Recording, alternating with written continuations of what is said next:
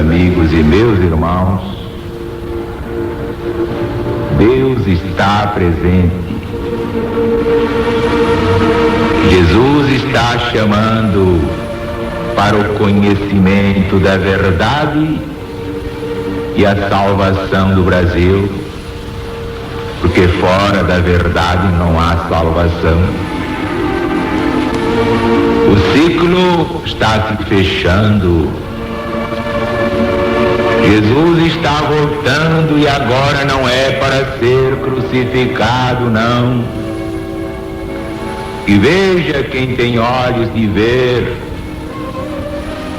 e ouça quem tem ouvidos de ouvir.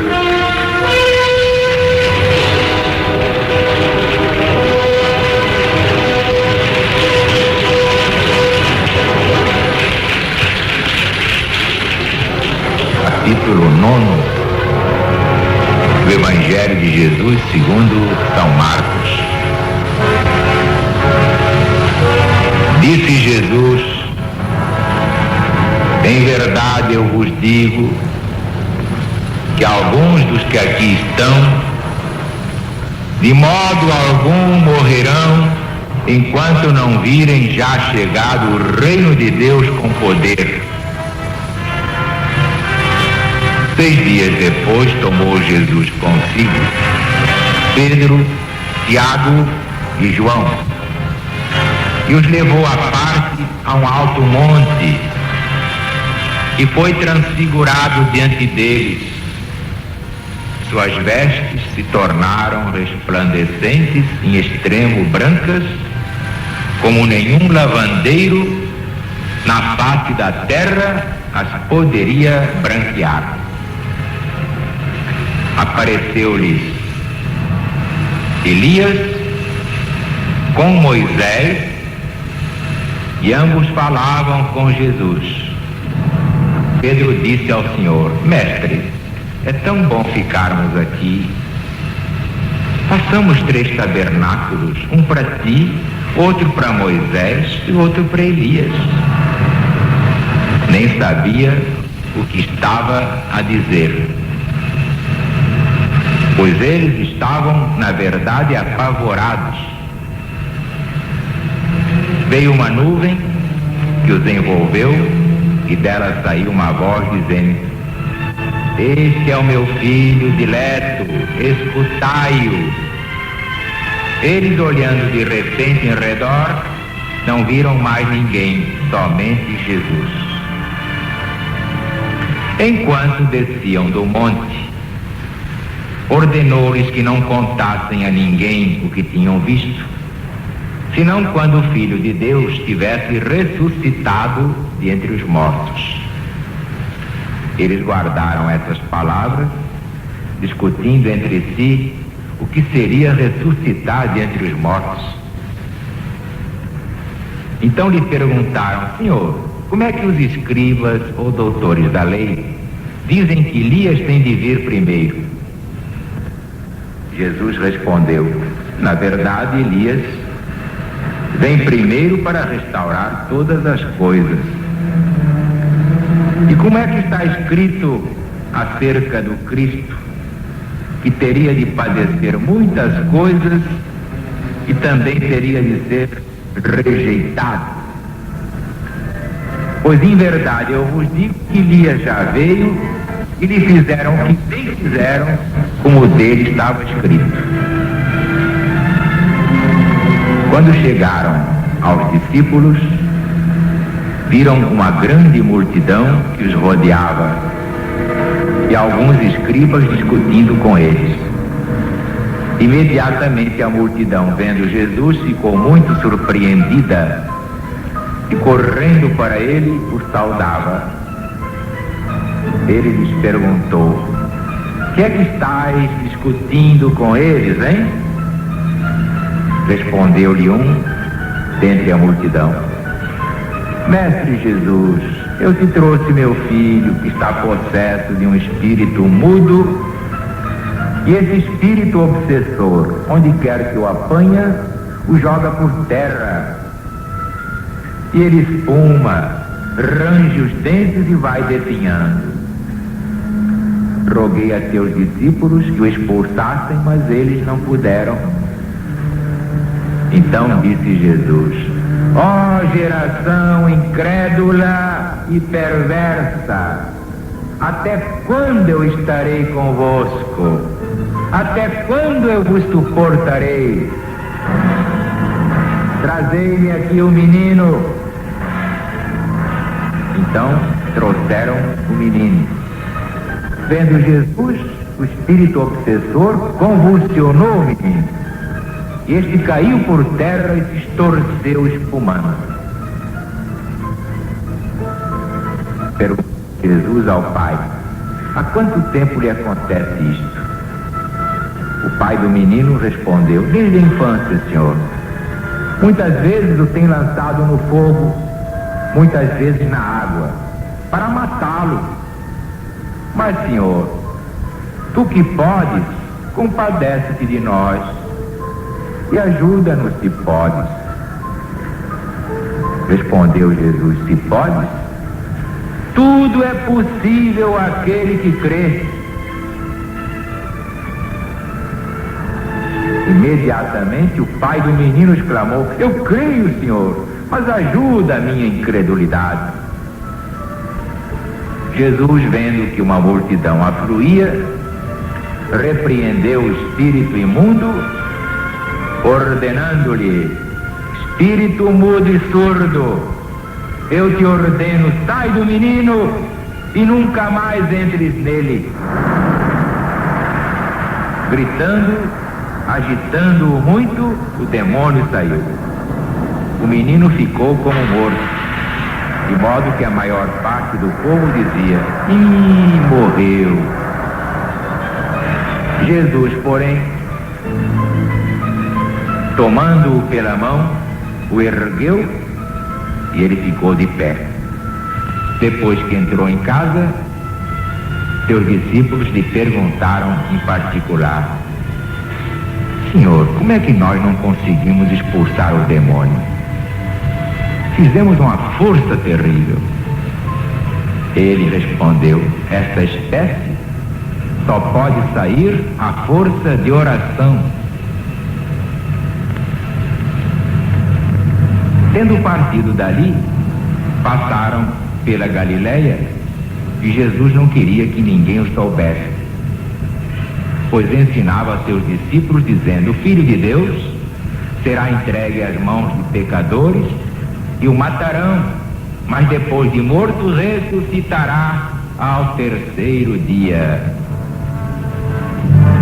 Mas eles não compreenderam estas palavras e tinham medo de interrogá-lo.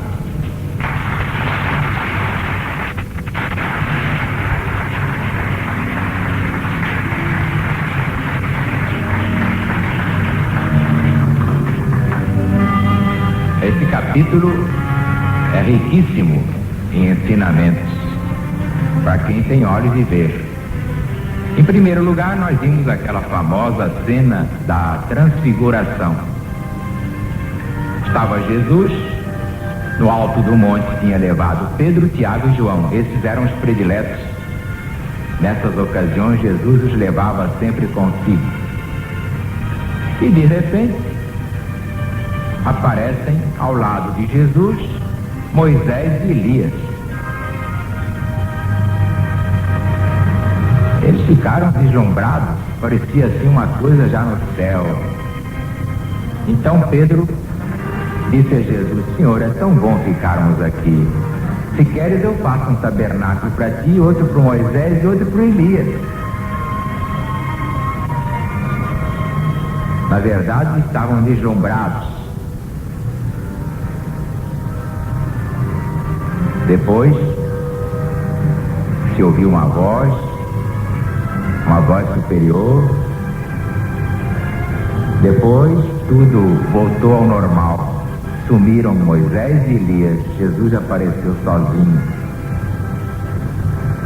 Então, enquanto desciam do monte,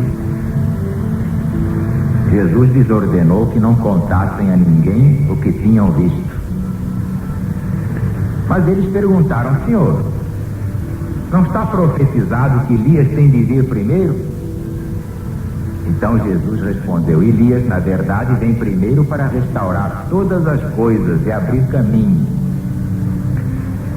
Mas, como estava escrito acerca do Filho de Deus, que também teria de padecer muitas coisas e ser rejeitado, o mesmo aconteceu com Elias.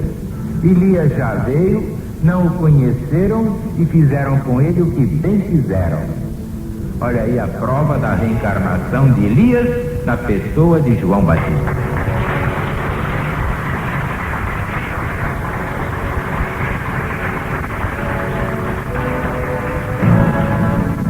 Não sou eu que ensino a reencarnação, é o próprio Jesus.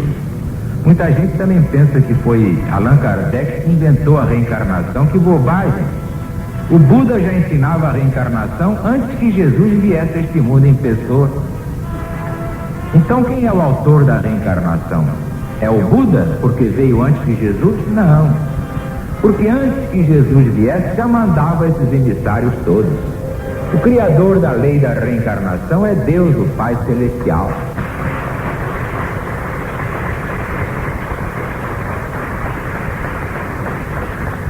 Está muito claro aqui, e no outro evangelista, vocês podem ler. Então os discípulos compreenderam que Jesus tinha falado de João Batista. Quer dizer, Elias reencarnou para restaurar todas as coisas. A função de João não era de precursor, de preparar os caminhos para Jesus? Pois bem, Elias reencarnou como João Batista.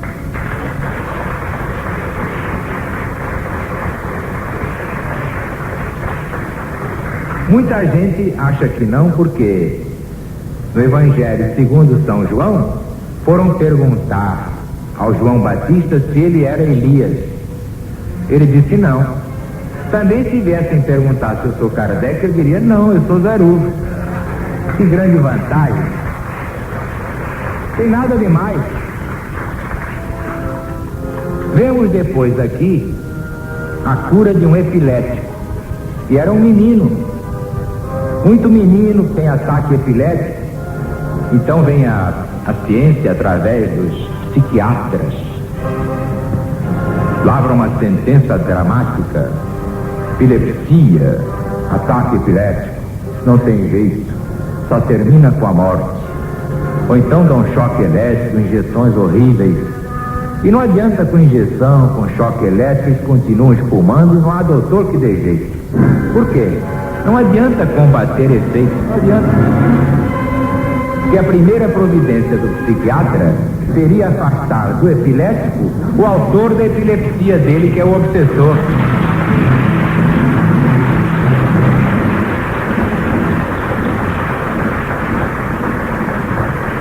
E não precisa ser só de epilepsia, não. Pode ser de muita coisa mais. Às vezes a pessoa não tem nada, de repente começa a ver tudo escuro, desmaia e cai. É porque abriu uma brechinha, o obsessor montou a cavalo. Depois traz mais 7 com ele. De modo que não adianta combater efeitos.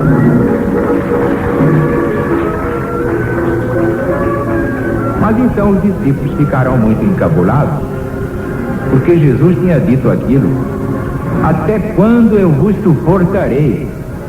Já estou cheio de todos vós. Trazei-me aqui o menino. E curou o menino. Então em casa, depois que o demônio foi expulso, os discípulos chegaram e disseram: mas senhor, bem que fizemos uma força danada para expulsar aquele diabo, mas ele não saiu. Nós demos ordem, mas ele não saiu.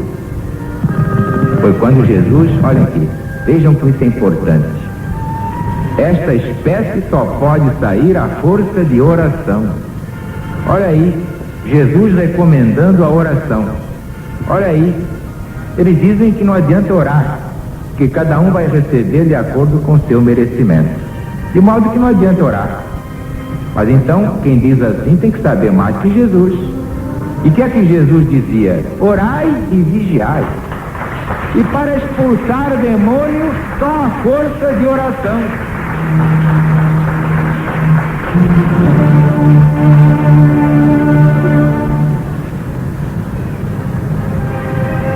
Tendo partido dali, passaram pela Galileia. Jesus não queria que ninguém o soubesse, porque queria ensinar aos seus apóstolos. Olha aí, também Jesus se isolava da multidão, porque tinha outras funções, não veio só curar doentes, veio evangelizar, veio ensinar o Evangelho de Deus em espírito e verdade. Evangelho é uma palavra grega que significa boa notícia ou boa nova. Boa notícia. O Evangelho é a maior notícia do mundo. Porque o Evangelho nos ensina que a morte não existe. A morte é um boato, a morte é uma ilusão. Agora vejam como a ignorância não entende assim.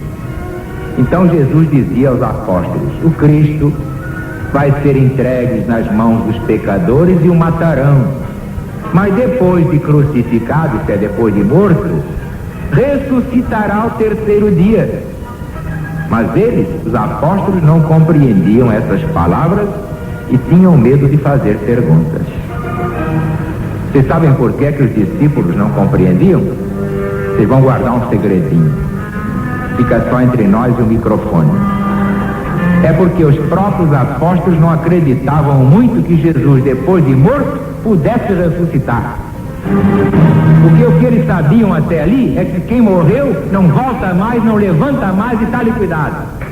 Mas ele, Jesus, provou que a morte é uma ilusão, porque ele derrotou a morte.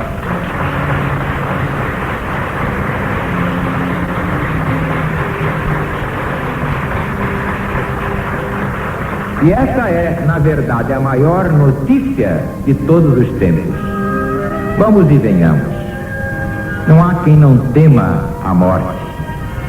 Aí fora, dado o desconhecimento da verdade que liberta o homem da ignorância, todo mundo tem pavor de morte. É só falar em morte, a gente já fica apavorado, com medo de morrer, porque ele acha no íntimo que não existe mais nada. Morreu, brucutu, acabou a vida. Entretanto, o que é que Jesus disse a eles? Eu ressuscitarei ao terceiro dia.